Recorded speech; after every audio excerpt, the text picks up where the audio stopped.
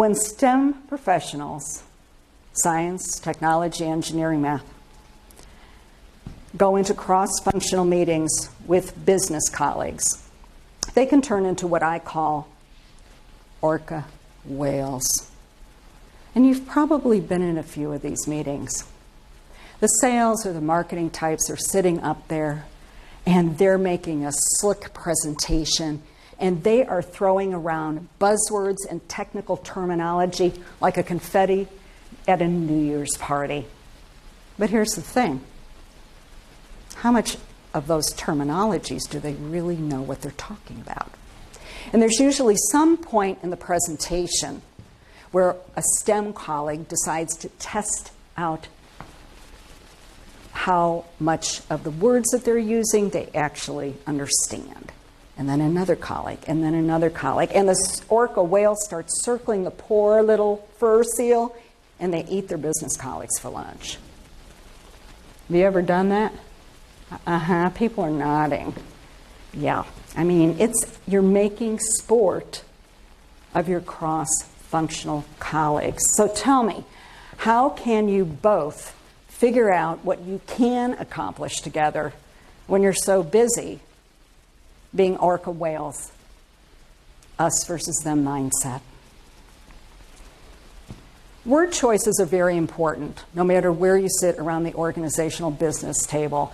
And when there are cross-functional meetings, everybody's very busy babbling at each other using discipline-specific terminology. And as a result, these cross-functional conversations are woefully out of sync with one another. An example. Business colleagues are listening to a STEM colleague, technical, professional presentation. And the clinical style, very droll, very monotonous, very data-rich style, puts them asleep. Besides, it's full of words that at least half the organization, or half the people in the room rather, they don't understand in the first place. So what do? They tune out, turn you off, us versus them mindset. But wait. Your STEM colleagues now are listening to sales and marketing people making a slick, colorful, glossy, animated PowerPoint presentation. And it somehow just seems to lack substance. Why? Because technical professionals live in the world of design specifications. They're looking for information they can actually put into play and do something with.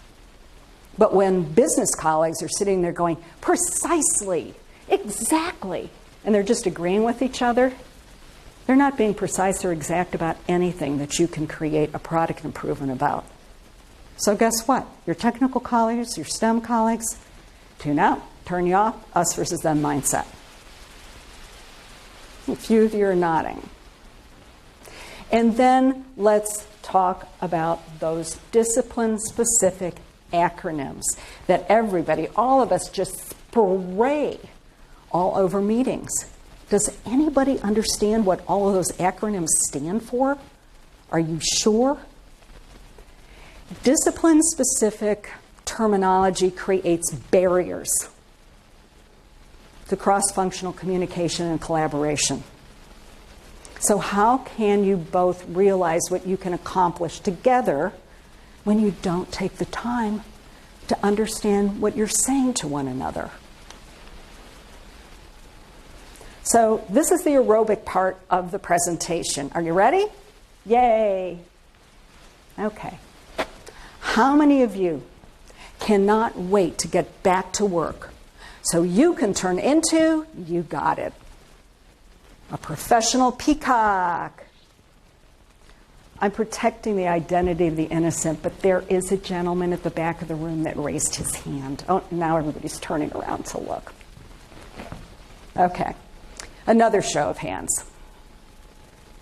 How many of you cannot wait to get back to work because you have a meeting with a colleague that doesn't know what they're talking about and they keep talking anyway? I mean, we all have meetings like that on our calendars.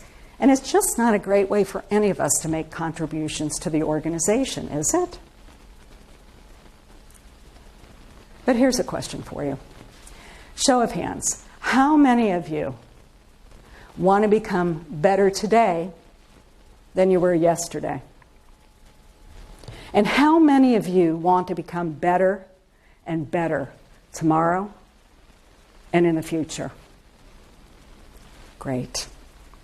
Then let's continue swimming another millimeter outside your professional comfort level, because have I got an opportunity for you.